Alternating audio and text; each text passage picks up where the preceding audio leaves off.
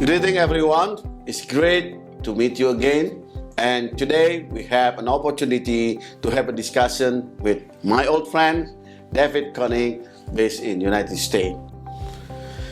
We are going to talk about the thematic perception and risk perception and the need to cultivate them. Why it's important? Perception affects the organization process because if people cannot properly perceive the given goal or the aim of the organization, then they might not be working toward it.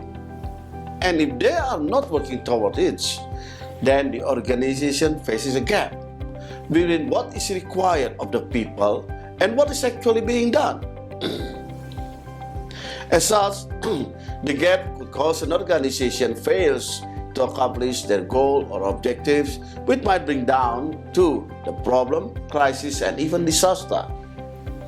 On the contrary, having the right dimension of perception or risk perceptions will help people fine-tune and sharpen their judgment to make about the characteristic and severity of risk.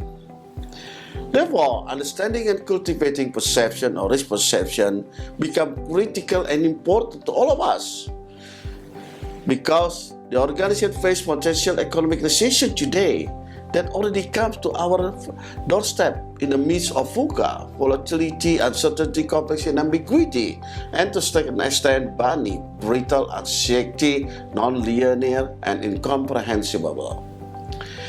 By cultivating perception of risk perception, we could expect that the ripple effects of bias due to uncultivated perception will be minimized.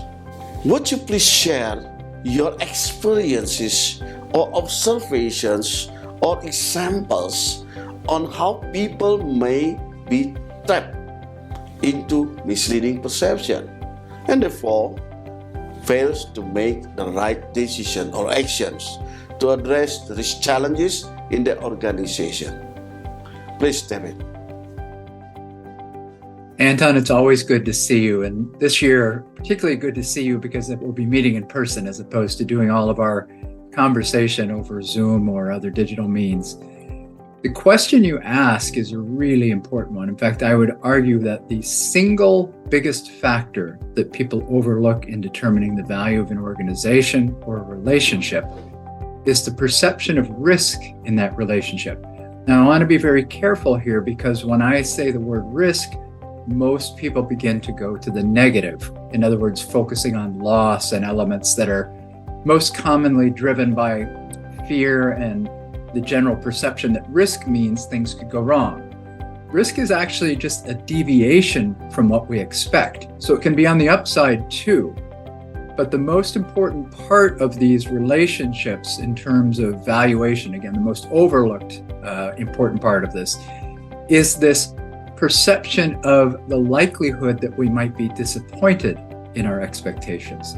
So if I have a certain expectation about what I'm going to get from a relationship, and that can be an investment in a company or investment in a new capital project, the likelihood that I will be disappointed is what I think of in terms of perception of risk.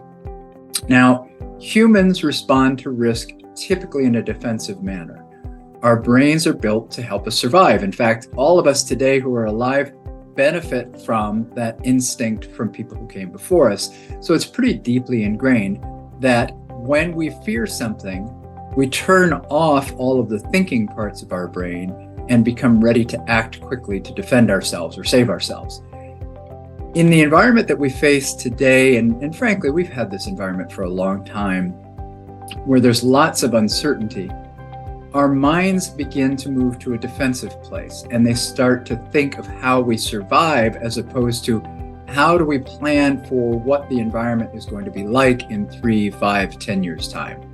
So it's important in our board discussions to move beyond this notion of loss and fear to what will the future look like and how do we reshape the way in which our organizations operate and discuss risk at the board level strategically so that we see that future and then work backwards from it. In other words, it's about a positive governance of risk-taking, turning risk-taking into a positive discussion about achieving goals. Now, we'll spend some time during the conversation that I have at the start of the program with you guys in December, talking about things like loss avoidance, which is a little bit of what we hinted at there, but also how risks and potential losses or fears of losses can be amplified. In other words, the impact of that loss winds up being substantial multiples more than what the actual loss is. And that again, all gets to the psychology of risk and risk perceptions. And so, this is something that I've been working on since the mid-1980s. When I came out of graduate school with my economics degree and went straight into the financial markets and noticed everything we had learned about efficiency, or a lot of what we had learned about efficiency in the markets, didn't hold as true as the textbooks would like us to believe. Much of that has to do with the psychology of risk. So I look forward to talking to you about that right as we start the program. Thank you, David, for the answer of question number 1. May I continue to question number 2? Since managing perception is crucial for organization in general, and of course then board member in particular, please share your observation or your viewpoint or study on how to do it effectively, i.e. managing the perception itself. You may have heard of the expression framing. In fact, there's a Nobel Prize that's been given to studies of what's called prospect theory, where different questions are framed in different ways and people make different choices based on that framing. Typically, these frames are either in the realm of loss or gain, or that they're in the realm of certainty or uncertainty. And we change the way, sometimes dramatically, that we make decisions based on how these questions are framed. Now, if you think about a boardroom conversation about potentially making a strategic investment, it might be an acquisition or a capital investment, how that question is framed to the board will change the way in which the board makes its decisions. So we want to be very careful to ensure that the way in which we're framing things brings about the most positive, the best decision, the least likely to bias it towards what we had talked about earlier in terms of fear and avoidance. That takes work. It takes being thoughtful. And another thing it takes at the board level is to have a diverse set of perceptions and a diverse set of personalities around risk. Now, one of the things we do in our organization is to work with a group out of the UK that helps to profile board members' attitudes or personalities around risk. There's no one right mix to have on the board, but what's really important is that the mix align with what the organization believes its risk-taking profile is, something you hear referred to as a risk appetite. When you understand that, you can understand how to work better with different board members. You can make sure that the board members are put on the right committees. For example, someone who's adventurous probably shouldn't be on an audit committee, and someone who's very cautious probably shouldn't be on an innovation committee. When we understand the way in which risk affects how we hear and decide, how we communicate with each other, and understand about ourselves and our colleagues what our risk personalities are, we can become much more effective at strategic planning. And as I hinted to in the first conversation or the first answer, that's tough these days. We want to have every advantage we can to plan out 3, 5, and 10 years. That's the way in which we'll create the most value for our organizations. Thanks, David. I wonder then, there is a lot of things that need to be pondering based on your answers on the second questions too. Now, may I continue with the last questions or question number 3? In your role as the global chair of DCRO or director and chief risk officer organization, would there be any element in your program today that would help board or CRO to sharpen their perception or risk perception? Is there any relevancy to the DCRO competencies at this moment? Knowledge, skill, and attitude. Is there any program that help board member in this aspect? Please, David. And of course, then I would like also to invite you to have some closing statement following your answer to the number 3, because we are looking forward to your presence in Buddy. The DCRO, which stands for Directors and Chief Risk Officers Group, was formed back in 2008. It came out of a study I did with a gentleman at Columbia Business School in 2007, where we asked the question, do boards understand risk? Well, as the financial crisis in 2008, 2009 showed us, they did not, and that was the answer that we got. So we formed this organization as a collaboration among board members, directors, and chief risk officers all around the world. Our goal was to help share ideas, best practices, information.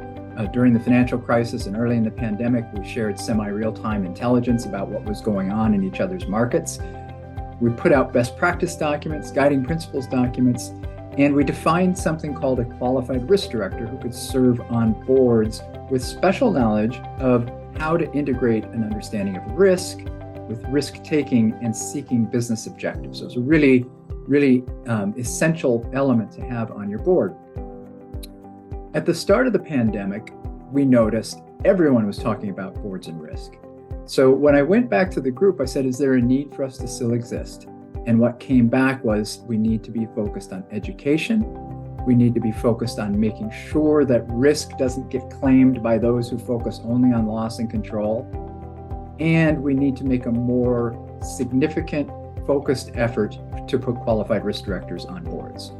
So the DCRO Institute was formed early in 2021. And our very first program is called the Board Members Course on Risk. It's taught by 50 board members and C-suite executives from around the world. It's designed to help put people on a common ground for understanding how risk integrates with the work of the board. It's not just a program to learn about risk, it's about how to integrate risk in the strategic risk-taking and strategic planning of the organization. We have people enrolled in our programs right now from 90 countries. We have graduates from that particular program serving on boards in 30 countries. If you graduate from that program, you have a greater chance of earning a qualified risk director designation if you also have business experience. We have qualified risk directors now serving on boards in more than 20 countries. We have additional programs in cyber risk governance, geopolitical risk governance, innovation, advanced oversight of risk. We have more programs coming down the pipeline to help boards take risk better. I want to emphasize again that the way in which we approach risk governance, what other people call risk governance at the board level, is what we call the positive governance of risk taking. So all of our programs will help board members gain the confidence to take risk well, to create the environment where risk can be taken well by the organization. And that's one sure way for all of us to create value. So happy as we talk further about this to explore those programs with you. And in the session that we have in closing the program, you're going to hear from people who've gone through or who are faculty in our programs, and they'll talk to you about how that's impacted the way in which they view their work. Again, I look forward to seeing you in Bali and wish you well with the entire program. Wow. Thank you, David, for the number 3. And to the audience, we actually have already finished the question and answer with David, the chair, the president, and CEO of the CRO based on the United States. And we do expect that we are going to meet and look forward to all of you at the presence of Risk Beyond 2022 in Bali on 8 and 9 December 2022. Greetings. Stay healthy, everyone.